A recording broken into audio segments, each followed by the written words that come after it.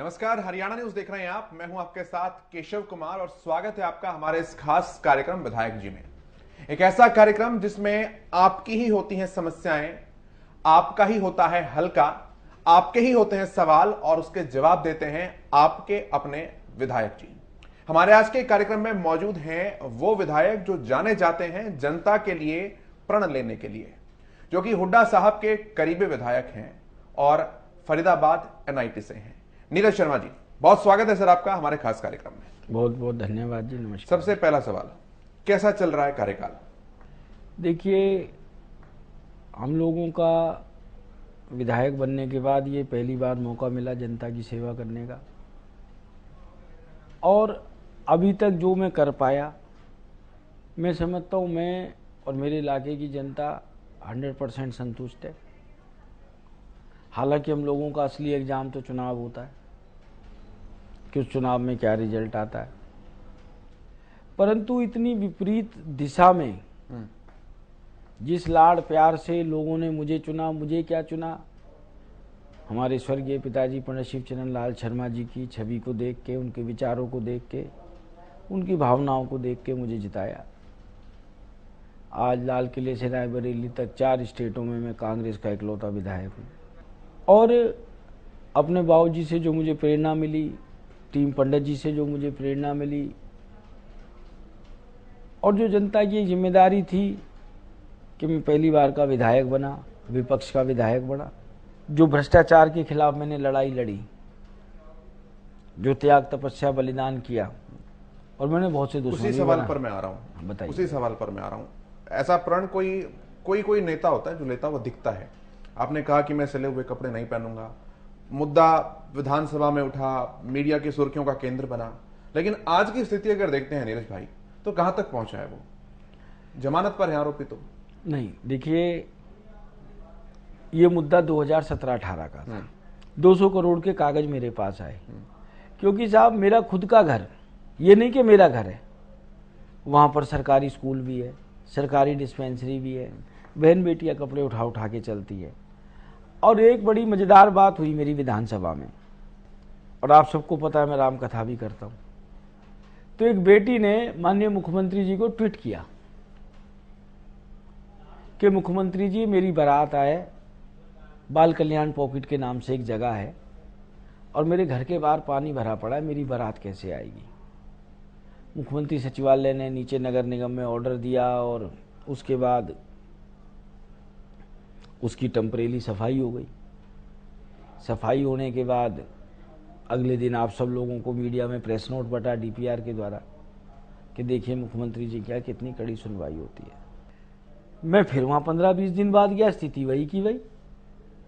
मैंने विधानसभा में खड़े होकर कहा, मैंने कहा मुख्यमंत्री जी, अब क्या सीवरेज साफ कराने के लिए बहन बेटियों की शादी करनी पड़ेगी? कुदरती उस समय तारा डूबा हुआ था। मैंने कहा ये अब तो शादियों का सीजन भी खत्म हो गया, अब इसका मतलब हम 6 महीने इंतजार करें कि बहन बेटियों की शादी होंगी, वो मुख्यमंत्री जी को ट्वीट करेंगे, मुख्यमंत्री जी सीवरेज साफ कराएंगे। ये वो मुख्यमंत्री जी का काम, ये तो बहुत छोटा काम है नगर निगम का। तो मैंने मुख्यमंत्री जी से कहा, कई बार कहा, मैंने कि साहब ये इतना बड़ा घोटाला हो गया, आप इसको लेके कुछ करिए। चिट्ठी पत्री चलती रही। उसके बाद बल्लमगढ़ विधानसभा का एक लड़का, और हमारे यहाँ एक सड़क है हार्डवेयर चौक से लेके प्याली चौक तक, बाबा दीप सिंह शहीद चौक बोलते हैं उसे, वहाँ पर एक बच्चा शहीद हो गया, सचिन शर्मा। सड़क बनी नहीं हुई थी, और उसकी विजिलेंस जांच चल रही थी अप्रैल 2019 में। 102 करोड़ का ठेका था, जिसके अंदर अधिकारियों ने मिलके स्कोप भी चेंज किया, स्पेसिफिकेशन भी चेंज किया। और जो मौजूदा मंत्री हैं कमल गुप्ता जी, वो उस समय हमारी लोकल बॉडी पंचायती राज कमेटी के मेंबर थे। उससे पहले भी वो मसौदा उसमें आया, तो मैंने एक ही बात कहा, मैंने कि साहब ये अप्रैल 2019 से जांच चल रही है, विजिलेंस डिपार्टमेंट कागज मांग रहा है, आप कम से कम टाइम बाउंड कर दें कि इतने दिन में कागज दे दिए जाएंगे। तो उन्होंने कहा नीरज जी आप डिक्टेट नहीं कर सकते। मैंने कहा कोई बात नहीं। 21 सितंबर 2021 को वो मुद्दा पुनः आया, और उसके अंदर जो ऑडिटर थे उनको हमारे नगर निगम कमिश्नर ने कहा कि साहब हमने ये जांच जो टेंडर है इसको रेगुलराइज करने के लिए चंडीगढ़ भेजा है। हमारे तत्कालीन जो सचिव थे उन्होंने कहा कि अब ये रेगुलर नहीं हो सकता। ठोस कार्रवाई का आश्वासन मुझे उस कमेटी में नहीं मिला। फिर मैंने जो भी नगर निगम की विजिलेंस इंक्वायरियां थी उनको लेके विधानसभा में प्रश्न लगाया। मुझे बेस्ट एमएलए का अवार्ड भी दिया सरकार ने। तो मैंने मंत्री जी से सिर्फ एक बात पूछी थी। मैंने कि मंत्री जी आप मुझे एक बात बता दें कि आप भ्रष्टाचार की, उन्होंने 7-8 केस बताए जो चल रहे हैं, किसी में जांच चालू है, किसी के अंदर जांच पूरी हो चुकी है, कुछ है, आप एक चुईया को भी कब गिरफ्तार करेंगे? तो बड़ा दुख हुआ मुझे। बजाय मंत्री जी भ्रष्टाचार की बात करते तो उन्होंने कहा कि नीरज जी इस देश में तो प्रधानमंत्री जी की हत्या हो गई और उनके हत्यारों को 10-10 साल में सजा मिली। सीएम साहब ने कहा था? माननीय मंत्री जी कमल गुप्ता जी। अच्छा। मैंने कहा मंत्री जी सजा मिलना या देना कोर्ट का काम है, उसमें हम और आप इंटरफेयर नहीं कर सकते। जांच तो हम टाइम बाउंड कर सकते हैं। उन्होंने कहा हम टाइम नहीं दे सकते। तो अब प्रभु राम जी की कृपा थी, मैं तो कुछ करता नहीं हूं। तो मैंने उस समय कहा, मैंने कि नहीं, मैं ये प्रण लेता हूं, ब्राह्मण का बच्चा हूं, अपनी चोटी पकड़ के। मैंने कहा जब तक आप एक चुईया को भी गिरफ्तार कर दोगे मैं कपड़े पहन लूंगा, नहीं तो नंगे पैर रहूंगा, बिना सिले वस्त्र रहूंगा। 54 दिन मैंने वो त्याग किया, आना जाना चालू रखा। आपके कैमरे पे भी दिखाऊंगा, मेरे पैर के घाव अभी तक नहीं भरे, प्रचंड गर्मी थी। तो नेता लोगों के फोन तो आए होंगे उस समय, नीरज भाई क्या किया, क्या जरूरत थी? अब देखिए सबके फोन आए। मुख्यमंत्री जी ने मेरा मजाक भी उड़ाया नमूना कह के, हालांकि बाद में वो शब्द वापस लेने पड़े। पर मुझे एक चीज की खुशी भी हुई, या तो ये अनजान थे, कम से कम मैंने इस सरकार की आंख में आंख डाल के या उंगली डाल के इनको बताया कि आज भाई समस्या का मूल जड़ भ्रष्टाचार है। मतलब आप कहीं ना कहीं ये कह रहे हैं सरकार चाहती थी कि जांच ना हो पूरे ढंग से। सरकार तो आज भी नहीं चाह रही। सरकार तो आज भी नहीं चाह रही। अब ये एफआईआर दर्ज हो गई हैं, चार्जशीट दाखिल होनी है और मेरे पास कागज इतने हैं। फिर वो मुख्यमंत्री जी ने एक 9 सदस्यों की कमेटी बनाई। थोड़ा लिखने पढ़ने का मुझे शौक ज्यादा है, जो एक विधायक को होना भी चाहिए। मैं जब तक हफ्ते में 35-40 चिट्ठी सरकार को ना लिख दूं मेरे को अच्छा नहीं लगता, तसल्ली नहीं होती। तसल्ली नहीं होती, चाहे समस्या हो लोगों की।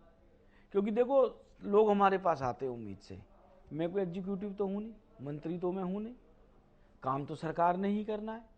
मेरा काम है लोगों की समस्या सरकार तक बताना। अच्छा, ये बातें जो चलती हैं कि भाई कांग्रेस के विधायकों के काम कम होते हैं और बीजेपी के विधायकों के काम फटाफट हो जाते हैं, ऐसा है या अफवाह ऐसे ही चलती रहती है मार्केट में? देखिए साहब, फर्क तो है। 19-20 का ये बहुत ज्यादा है। नहीं भाई साहब, 19-20 का नहीं, 9 और 99 का फर्क है। अच्छा। मैंने विधानसभा में मैं बिना कागजों के कोई बात नहीं करता। मैं हमेशा एक चीज याद रखिएगा, मैं आपके कैमरे पे जो भी कह रहा हूं ऑन रिकॉर्ड कहता हूं। मैं ऑफ रिकॉर्ड में कोई विश्वास नहीं रखता और उसके पेपर होते हैं मेरे पास। मैंने विधानसभा में प्रश्न लगाया, शायद 734 नंबर था, कि एचआरडीएफ के तहत 1 जनवरी 2020 से लेके, क्योंकि अक्टूबर 2019 में हम चुने गए थे, और फलानी उसी तारीख तक कितना पैसा किस किस विधानसभा में विकास के लिए दिया। मैं रोया विधानसभा में खड़े होके, चिल्लाया। मैंने कहा साहब कलम नहीं टूट गई अफसरों की, जिस मंत्री ने जवाब दिया उसका दिल नहीं पसीजा। NIT 86 के सामने शून्य लिखा हुआ था और पूरे हरियाणा में कई 100 करोड़ रुपए इन्होंने खर्च कर दिए। 1 भी रुपया नहीं आया वहां पे, 0 शून्य। मैंने कहा सघन के नाम के 11 रुपए डाल देते, कम से कम इज्जत तो रह जाती। विपक्ष के विधायक को कहने का मौका तो नहीं मिलता। आप चाहेंगे मैं आपको व्हाट्सएप कर दूंगा उस प्रश्न का जवाब, विधानसभा में मेरे को जवाब मिला है वो। इतना फर्क है साहब। वो कहते हैं बिना भेदभाव के देता हूं सबको। मैं तो कह रहा हूं जी, मैं झूठ बोल रहा हूं तो कल इस्तीफा ले लो। अगर जो मैं झूठ बोल रहा हूं, मेरे प्रश्न पे इन्होंने 0 ना लिखा हो, सरकार कल इस्तीफा ले ले मेरा। और अगर जो मैं सच्चा हूं तो फरीदाबाद जिले में जितना 5 विधानसभा को पैसा दिया है उसका आधा पैसा ही मुझे दे दो। लोकल मुद्दों पर बात करते हैं नीरज भाई। कुछ अगर शिक्षा और स्वास्थ्य की बात की जाए तो क्या बदलाव आया है आपके आने के बाद से लेकर के आज तक? देखिए, स्वास्थ्य की जब हम बात करें तो हमारे बाबूजी ने सेक्टर 55 में एक पॉली क्लिनिक की बिल्डिंग बनवा के तैयार कर दी थी। आचार संहिता लग गई। लगने के बाद जो विधायक चुन के आया, एक हमारे बाबूजी लेजर वैली पार्क भी बना के गए थे। तो लोगों को लगा कि पंडित जी ने काम क्यों कर दिया, लेजर वैली पार्क की तो लाइटें तक तोड़ दी। जिस दिन वो चुनाव जीते, उन्होंने जाने के बाद अपनी सारी खुशी प्यार का इजहार उन्होंने और उनके समर्थकों ने उस लेजर वैली पार्क पे निकाला, उसके फव्वारे तोड़ दिए। 5 साल उस बिल्डिंग में एक कंपाउंडर भी नहीं बैठा। बिल्डिंग जर्जर हालात में पहुंच गई। फिर मैं उनके वीसी साहब के पास गया और उनको मैंने ऐसे झोली पसार के मैंने कहा, भाई मैं एक ब्राह्मण होकर भीख मांग रहा हूँ, क्योंकि सरकार से वो दोबारा उसको रेंट पे टाइम एक्सटेंड करवा लाए थे। मैंने कि इस बिल्डिंग को मेरी झोली में डाल दो, हमें अस्पताल की बहुत ज़रूरत है और आपके ये बिल्डिंग कोई काम नहीं आ रही। या तो मेरे इलाके को बहुत बड़ा रोजगार मिल रहा हो, क्लास चल रही हो, क्योंकि अस्पताल 25 बेड का पॉली क्लिनिक था। खैर उन्होंने मेरी बात को मानी। मैं गवर्नर साहब से भी मिला और आज की तारीख में वो मेरा 25 बेड का पॉली क्लिनिक का अस्पताल चालू है। उसके बाद हमारे बाबूजी खेड़ी के अंदर कॉलेज बना गए थे। 5 साल उसमें कोई नई क्लास चालू नहीं हुई। बनने के बाद मैं पोस्ट ग्रेजुएशन के कोर्स लेके आया। उसके अंदर कंप्यूटर की मैंने सारी की सारी डिमांड पूरी कराई वहाँ पर। तीसरा काम, अभी 20 करोड़ रुपए हरियाणा सरकार से सैंक्शन हुए हैं वहाँ ऑडिटोरियम के लिए और एक एडमिन ब्लॉक के लिए। और बीच में मैंने एजुकेशन डिपार्टमेंट, क्योंकि 2 साल तो तकरीबन कोरोना था, कोरोना के अंदर कुछ हो ही नहीं रहा था। हरियाणा का सबसे बढ़िया मॉडल संस्कृति स्कूल मेरी विधानसभा में है, जो हमारे बाबूजी के समय बना था, मॉडल संस्कृति स्कूल सेक्टर 55। दूसरा नगला के अंदर मैंने मॉडल संस्कृति स्कूल बनवाया अपना 12वीं तक का। और अभी पीछे ही मैंने 1.5 महीने पहले अपने सारे विद्यालयों के प्रिंसिपल्स की, डीओ मैडम की और एजुकेशन डिपार्टमेंट के उन सब की एक सामूहिक मीटिंग करके जो जो उनकी समस्याएं थी उनको लेके चंडीगढ़ में फाइलें चला दी हैं और वहाँ से जो भी होगा शिक्षा के क्षेत्र में सुधार की मैं पूरी कोशिश कर रहा हूँ। आपके विरोधी कहते हैं कि नीरज जी कांग्रेस कार्यालय के चक्कर ज्यादा लगाते हैं और लोगों के बीच कम रहते हैं। देखिए साहब, हमारी रामायण में लिखा है, जाकी रही भावना जैसी, प्रभु मूरत तिन देखी जैसी। और मैं एक चीज़ और बता देता हूँ आपको, मेरे विरोधी कुछ भी कहते हो वो मेरे बारे में अच्छा तो नहीं कहेंगे, मुझे उम्मीद भी नहीं करनी चाहिए। आपने खुद ही कहा विरोधी कहते हैं। मैं क्या करता हूँ और क्या नहीं करता हूँ। सुबह 6 साढ़े 6 बजे मैं उठता हूँ, फरीदाबाद में हूँ तो, और 10 बजे मेरा जनसंपर्क का चालू होता है। 10 बजे से पहले मैं ऑफिस में नहीं बैठता। सुबह एक्सरसाइज वगैरह करते हैं उठ के, शरीर को नहीं, मैं अपने इलाके में घूमता हूँ जी, अपनी समस्या अच्छा। देखता हूँ लोगों को, डायरी पेन साथ में होता है, आधी चीजें खुद ही नोट करके आ जाता हूँ, बताता हूँ प्रशासन मतलब को। 7-8 बजे निकल जाते हैं घर से? 6:30 पौने 7 जी। 10 बजे मैं इसलिए बैठता हूँ ऑफिस में साहब, क्योंकि मेरा हर समय एक मेरी कोशिश रहती है कि मैं अफसर को मोबाइल पे फ़ोन ना करूँ। मेरी कोशिश होती है 10 बजे तक सब अफसर अपनी सीट पे होते हैं और मैं ज़्यादातर अफसरों को लैंडलाइन पे ही फ़ोन करता हूँ, क्योंकि आप मोबाइल पे फ़ोन कर रहे हैं, पता नहीं ऑफिस में है नहीं है। दफ्तर में फ़ोन कर रहे हैं तो आपके काम होने की प्रोबेबिलिटी थोड़ी सी बढ़ जाती है। और उसके बाद डेली शाम को, चाहे 10 बजे, चाहे 11 बजे, चाहे 12 बजे, जब मेरी दिनचर्या पूरी होती है, मैं अपना डेली का रिपोर्ट कार्ड और जो मेरे साथी है जिनका जन्मदिन होता है उनको जन्मदिवस की बधाई देता हूँ। कोई भाई गुजर जाता है उसका शोक बताता हूँ, जो कार्य मैंने किए हैं वो बताता हूँ, और मैं कल जनसंपर्क के लिए मिलूंगा या नहीं मिलूंगा ये बताता हूँ। बीच में कोई खास मैसेज देना होता है वो बताता हूँ। साल के 365 दिन मैं अपनी डायरी, जो मेरी डायरी के नाम से फेमस है, मैं अपनी डायरी डेली मेरे फेसबुक पेज पे लाइव करके ही सोता हूँ। लाइव में मेरी लोकेशन भी आती है कि मैं कहाँ हूँ और कहाँ नहीं हूँ, तो उससे आपको सब चीज़ पता लग सकती है कि मैं कहाँ हूँ और कहाँ नहीं, और विरोधी क्या कह रहे हैं और क्या नहीं कह रहे। मैं शायद इकलौता विधायक ऐसा हूँ, आज से 2 साल पहले हमारे एक प्रभारी बनाए गए जिले के, वो आए जिले के अंदर, तो सब अकेले अकेले में बात कर रहे थे। हर किसी की अपनी अपनी चाहत है, मैं किसी के ऊपर अपनी चाहत थोप भी नहीं सकता, ये मेरी इच्छा है। तो कहने लगा भाई साहब आपको भी कोई एकांत में बात करनी है? मैंने कि भैया मुझे एकांत में कोई बात नहीं करनी, मुझे तो ओपन में बात करनी। कहने लगे क्या? मैंने कि देखो जी, हमें पार्टी ने टिकट दी, मान सम्मान दिया, हम विधायक बन गए। पहली बात तो मेरे परिवार का कोई भी व्यक्ति जिलाध्यक्ष की दौड़ में नहीं है, हमें जिलाध्यक्ष नहीं बनना। कल को हमारे यहाँ मेयर के चुनाव होने हैं, हमें वो भी नहीं बनना। पार्टी ज्यादा से ज्यादा चीजें कार्यकर्ता को दे, तो मैं कांग्रेस कार्यालय में जाऊंगा किसी लिए। हाँ, इतना जरूर है, मैं कांग्रेस कार्यालय में नहीं जाता, पार्टी कहीं कोई जिम्मेदारी देती है वहां जाना भी पड़ता है, वहां मैं समय निकाल के जरूर जाता हूं। विधायिका के कार्य में नहीं छोड़ता हूं अपने।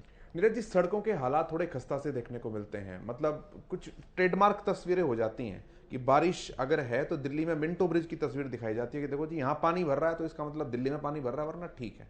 ऐसे कुछ तस्वीरें जो सामने आती हैं वो फरीदाबाद NIT से सामने आती हैं, और बहुत ज्यादा अच्छी कंडीशंस नहीं है, ज्यादातर इंडस्ट्रियल एरिया है उसके बावजूद भी। आपने बहुत अच्छा प्रश्न किया, मेरे मन का प्रश्न किया। देखिए, सड़कें दो हैं हमारे यहाँ, एक मेन सड़क है, अंदर की गलियां। जब मैं विधायक बना टोटली जर्जर व्यवस्था थी। मैंने हार्डवेयर चौक से लेके और प्याली चौक तक का आपको बता दिया, बाबा दीप सिंह चौक जिसे बोलते हैं, जिसमें सचिन शर्मा बच्चे की मृत्यु हुई। 3 विधानसभाओं का संगम है वो, और उसको लेके मैंने विधानसभा में प्रश्न भी लगाया था। वो 102 करोड़ की सड़क का पार्ट था, और मेरे पास एक एक चीज के कागज हैं। 2018 में मीटिंग हुई, मेरे से पहले वाले विधायक उस मीटिंग में मौजूद थे। घोटालों पे तो सब पे सहमति बन गई, इस चीज पे सहमति नहीं बनी कि सड़क हार्डवेयर चौक से प्याली चौक तक बनेगी। नीरज शर्मा विधायक बना, दिन रात लगा, आज की तारीख में 75% से ज्यादा काम उसका बनके कंप्लीट हो चुका है।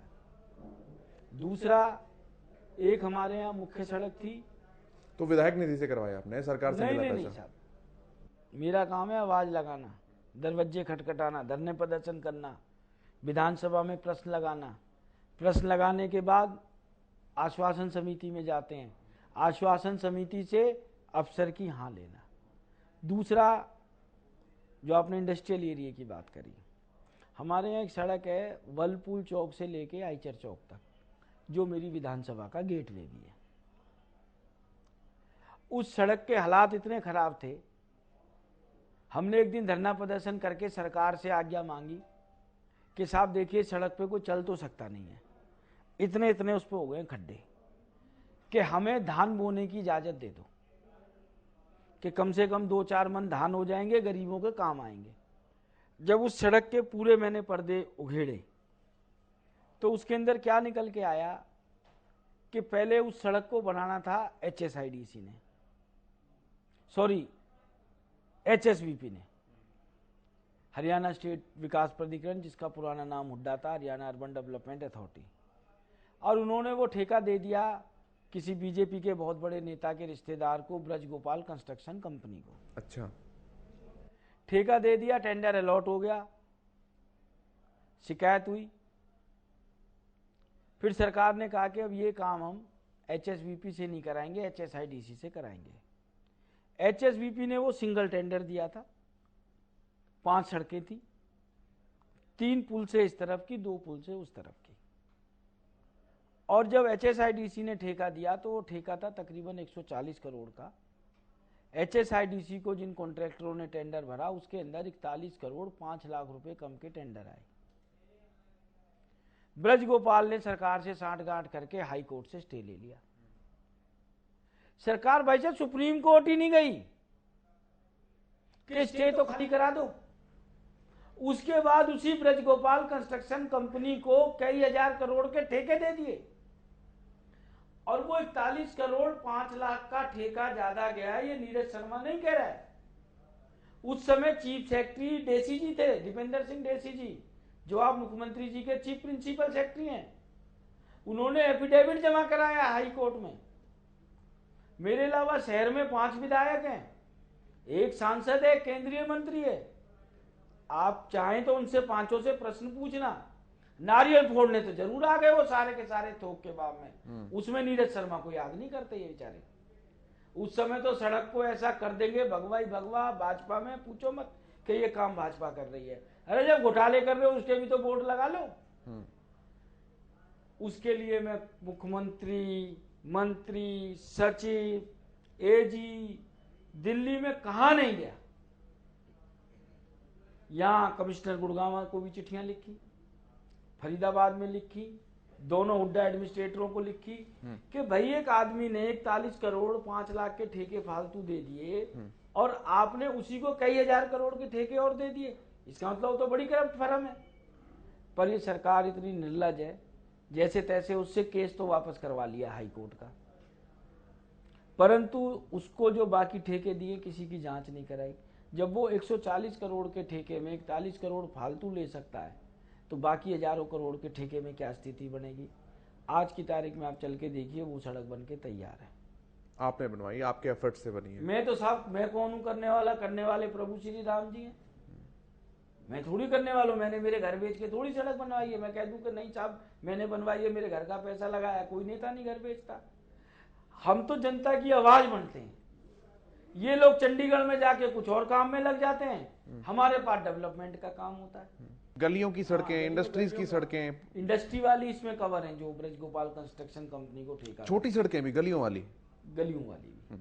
परंतु जो बिल्कुल कॉलोनी के अंदर की गलियां हैं उनकी स्थिति जरूर जर्जर है। जब से मैंने आने के बाद ट्रांसपेरेंट बोर्ड लगवाने चालू करें कि साहब ये सड़क बन रही है, पहले बोर्ड पे इसकी कीमत लिख दो। नाली बन रही है, इसकी कीमत लिख दो। ट्यूबवेल लग रहा है, इसकी कीमत लिख दो। अब मेरी विधानसभा में कोई ठेकेदार ठेका लेके राजी नहीं है। बाबा दीप सिंह वाली गली है हमारी, 3 बार टेंडर लग गया, कोई टेंडर ही लेके राजी हो रहा, क्योंकि उसको पता है बाकी जगह तो लूटपाट कर लूंगा या लूटपाट नहीं करने पाऊंगा। ईमानदार ठेकेदारों को पनपने नहीं देते। तो नीरज जी, विधायक इतना लाचार होता है क्या? उसकी खुद की शक्तियां कुछ नहीं है? शक्तियां होती हैं, कार्रवाई कौन करे उन पे? कार्रवाई भी तो सरकार नहीं करनी है। ठीक है, बहुत शुक्रिया नीरज जी, आपने अपना बड़ा कीमती समय दिया और तमाम सारी बातें की, बड़ी बारीकी से चीज़ों को समझाया, और जो उदाहरण आप देते हैं उनकी तो मिसालें भी दी जाती है। बहुत धन्यवाद, बहुत शुक्रिया आपका यहाँ पर आने के लिए, अपना समय देने के लिए। धन्यवाद सर। तो ये थे एनआईटी फरीदाबाद से विधायक नीरज शर्मा जी, जिन्होंने बेबाकी के साथ अपनी राय रखी और तमाम समस्याओं के ऊपर अपनी सवालों के जो जवाब थे वो बेबाकी के साथ दिए। अगले एपिसोड में फिर मुलाकात होगी आपके अपने और विधायक जी के साथ। तब तक के लिए आप हंसते रहिए, मुस्कुराते रहिए, स्वस्थ रहिए। नमस्कार।